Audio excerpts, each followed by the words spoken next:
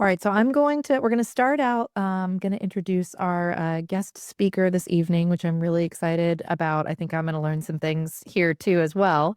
And she's going to be talking to us with the meat of the discussion in terms of like, how do we conduct a good literature review? How do we look and see like what's in the literature currently so that we can either summarize it, take next steps, or even use that to fuel further research. And then after that, I'll talk briefly about how do we come up with a good research idea and give some examples from my own life as well as some that you guys provided as well. So, without further ado, I'd like to introduce Teresa Jewell. So, Teresa is the Team Sciences and Research Services Librarian at the University of Washington Health Sciences Library. She supports researchers conducting systematic and scoping reviews and has worked with the medical students on summer review projects. So, we thought she'd be a perfect person to talk to us. So, without further ado, please take it away, Teresa. Hello, I'm glad to meet you all, and I'm about to share my screen, and hopefully this will go smoothly. It's going to be a bit of a whirlwind. I'm going to start with a little bit about different review types, discuss defining your question and preparing it for searching, and then working with your search results. Jumping into review types, what I do a fair amount of in my position is support systematic and scoping reviews.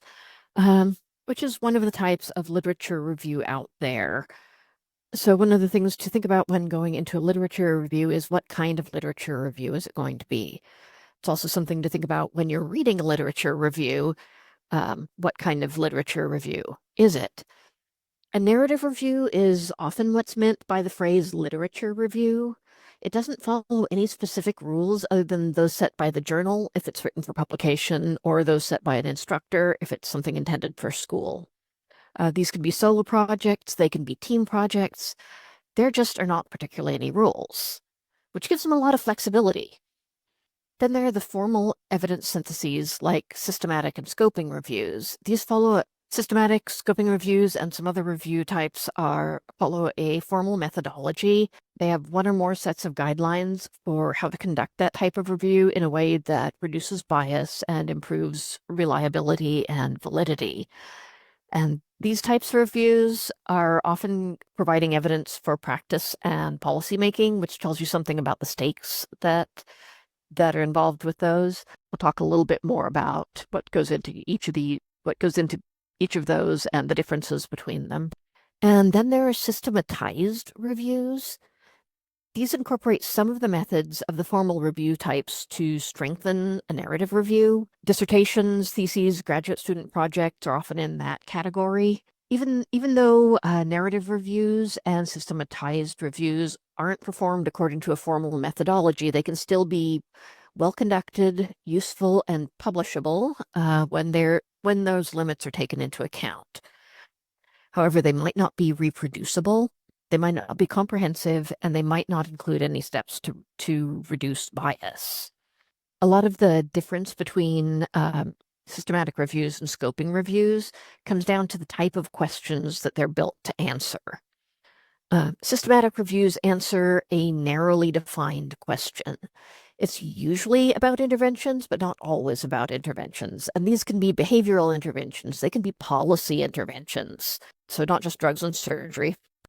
There are also other types of systematic reviews that address things like diagnostic test accuracy, economic evidence, etiology, and risk. If you've heard of Cochrane reviews, that's this kind of review. They're a very rigorous type of systematic review. They're comprehensive, they take a lot of work, and they do require a team. Scoping reviews, also comprehensive, require a team, a lot of work, but they answer broader questions. What do we know type questions. They explore the breadth and extent of the literature, map and summarize evidence, and inform future research. A couple of examples of scoping reviews that I've encountered is one that is looking at what biomarkers are associated with a particular condition. It's not an intervention. It's not, is this an effective treatment? It's what do we know about the association between these things? Because they are broader questions, they're not necessarily easier than systematic reviews because you're trying to search on something squishier than is this drug good for this condition in this population.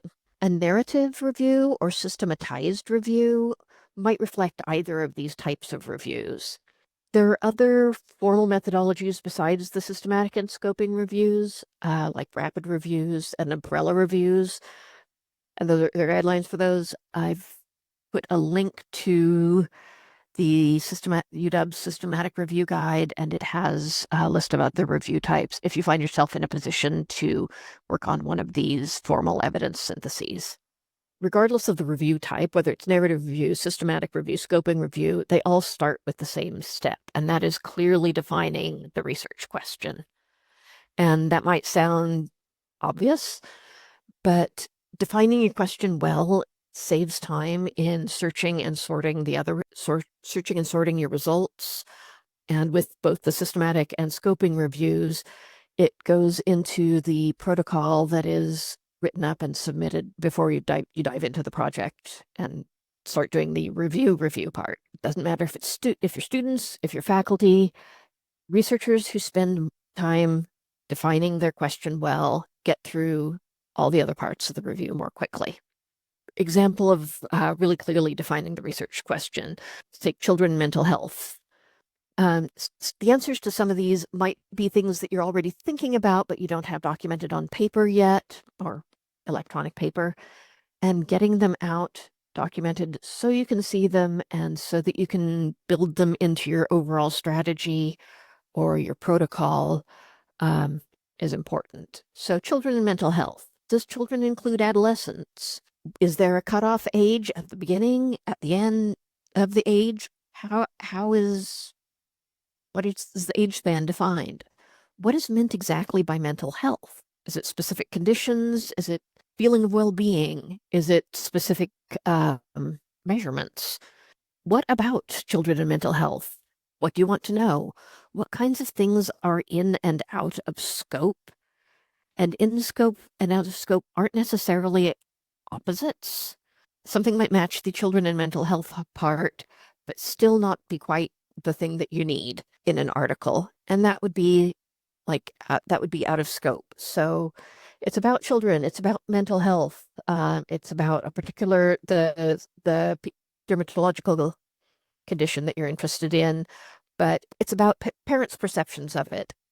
And you don't want to know about the parents' perceptions of it, so you want to know about the children's perceptions of it, so it might be out of scope. And then there's what kind of information in an article would answer the question that you're asking. Is it going to be something like specific clinical outcomes? One way to clarify it for yourself is to try explaining the question to someone outside your discipline. Like I said, a lot of the things that you are wondering about are things that you have in your head that you know about, and they need to be on the paper, ready for you to include them in a protocol that prepares you for your project, that prepares you for the narrative review, or to submit for your systematic or scoping review. It's fine to start with the general idea and then do some exploratory searching to narrow it down if you're not sure of the specifics of your research question yet. Once you've defined your question, the next step is to make it searchable. Often a framework is used for identifying the key concepts, and these key concepts are the things that must be in an article for it to be a relevant article for your review. One of the commonly used frameworks is PICO. You might have run across PICO before. P is patient, population, or problem. I is intervention or exposure. C is comparison. O is outcome. Sometimes there's a T tacked on there if there's a temporal element, if it's within this particular period of time, or after 6 months or after 1 year. But PICO doesn't work for all questions. So if you're going to use a framework, you can choose one that's a good fit. PCC works for some scoping reviews, population, participants, concepts, or contexts. And I have a link on here for some other frameworks. You just pick the one that matches what it is that you're trying to research. And for this this step, it's just about the concepts. Don't worry about the search terms themselves just yet. A little bit more detail on Pico for later. The slides will be available.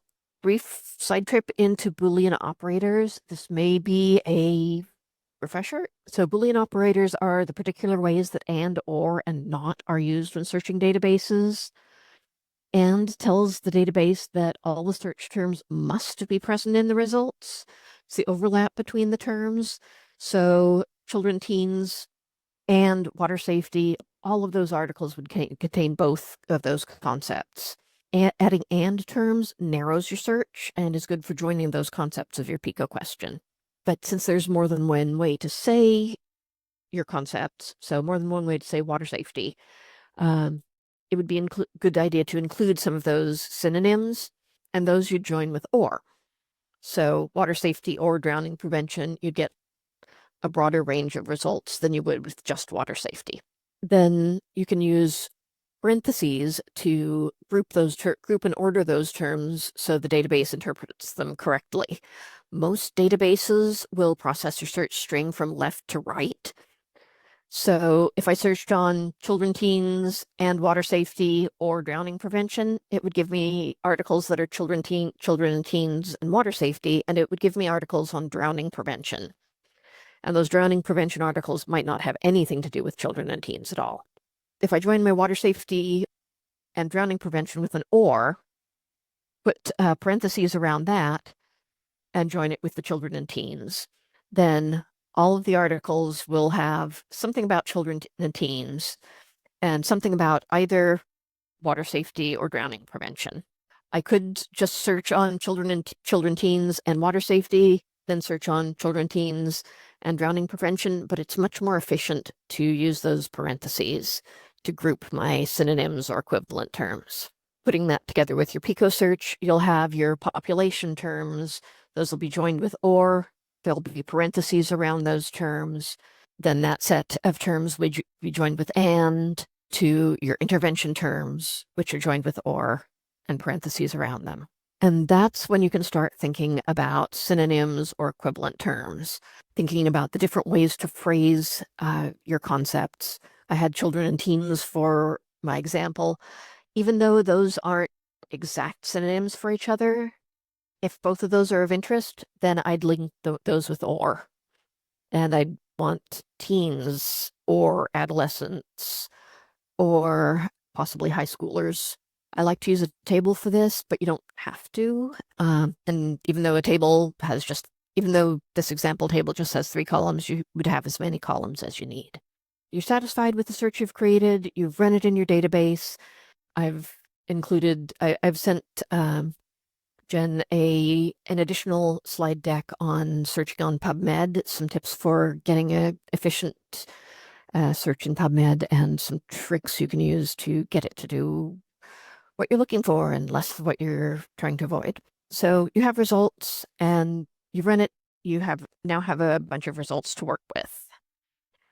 You can sort through them there in the database, or you can export them to a citation manager and sort them in that citation manager. You will eventually want a citation manager because it makes writing your manuscript easier. It'll insert the citations in the right spots for you with just a few clicks. I've listed some free ones, and your school may have some others. And for choosing your articles, often you can tell what you need to know by looking at the title and abstract. For a systematic review or a scoping review, there's actually a whole step of just going through those titles and abstracts, eliminating all the ones that obviously do not match the question. And only after that's done, looking at the full text. You can identify whether it's a background article or a foreground article. Those background articles that help you understand and explain your topic, that are sort of about your topic in general, those are useful for the introduction of your review. If you're using a citation manager, you can slide those over into a folder, call it introduction, and you'll have those all ready for explaining why it's important for you to be doing this review.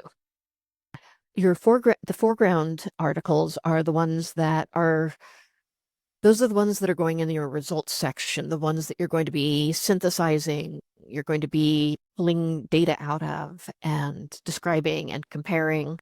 when you're choosing your articles, what are the things that separates the way student reviews are commonly done and the reviews that are going to the reviews that commonly appear in journals? The ones in journals choose representative articles, not just the first ones they find, and not just ones they agree with, and not just ones that all agree. In fact, it's helpful if you find articles that don't necessarily agree with each other, or don't entirely agree with each other, or are yes and yes but, because you can use those to get a fuller picture of what's going on. With both student projects and formal evidence syntheses, I get questions about how many articles should we have, and there's not a good answer on that. It's an eternal question. The closest answer is enough to get a good picture of the research landscape. With a systematic or scoping review, you're going to start out with a comprehensive search, but what you end up with can be just a handful of articles. If it's for a school project rather than for a published project, then it's something that you would take guidance from the assignment. If you're not doing a comprehensive search, then where you're trying to get absolutely everything out there on the topic, if you're just trying to find good relevant articles, then one way you can do that is when you find a good article, look in its cited by section in a PubMed, look at the similar articles in the PubMed record, and check the articles that article cites. If you have Web of Science through your library's subscriptions, then it's a useful database for following the citation chain of an article. So what articles it cites, what articles have cited that article. If you don't have Web of Science available to you, then this is something that you can use Google Scholar for. Depending on the type of review that you're doing, you may find a summary table or a summary table and synthesis matrix useful for organizing what you're going to be saying about the topic. A summary table helps you identify what the key pieces of information are regarding each of the articles you're including, whereas a synthesis matrix helps you find how each article matches the trends or themes in the collected articles. This might be something more that you're doing with more applicable to a scoping review than with a systematic review or a narrative review that matches a scoping review, takes its cues from a scoping review versus one that takes its cues from a systematic review. Yeah, that's great. Thank you so much, Teresa. I'm excited for us to get these resources out to everybody as well. Does anybody have any questions about these types of literature searches or constructing those search terms for Teresa? Hi, good evening. Thank you for the information. My question for you is regarding once you have a narrative review, for example. So there's not necessarily a very clear-cut methodology, but I know for a lot of abstracts that we submit for conferences, there's usually a section for method. So how would you kind of guide us as to writing that out? So things that you'd want to include there are what databases you included. Every database only covers a subset of what journals are out there. So if you include multiple databases, you'll be potentially catching articles that you didn't catch in one database. So that's why you might want to include multiple databases. You'd include what databases are used, what your search, if it's just for that abstract, you have a really small word count. So I'd do a summary of what your search strategy was. So those concepts put together, or your search question described in that nice compact Pico format. If you use something like a screening tool to like Covidence or Rayen to sort what to screen your included versus excluded articles, I'd include my inclusion and exclusion criteria. Sorry, trying to think about ways to keep that compact and in word count. The question, databases included, any tools you used. If you had multiple people doing screening, then I'd include that. And if you were doing any kind statistical analyses or any other brief description of how you analyzed or pulled together the results, the data that you collected from the articles. Sometimes folks use a conceptual framework. So if you used one of those, then describe what that is. Describe which one it is. Does that help? Yes, thank you so much. You're welcome. Thank you so much to our very special guest, Teresa Jewell.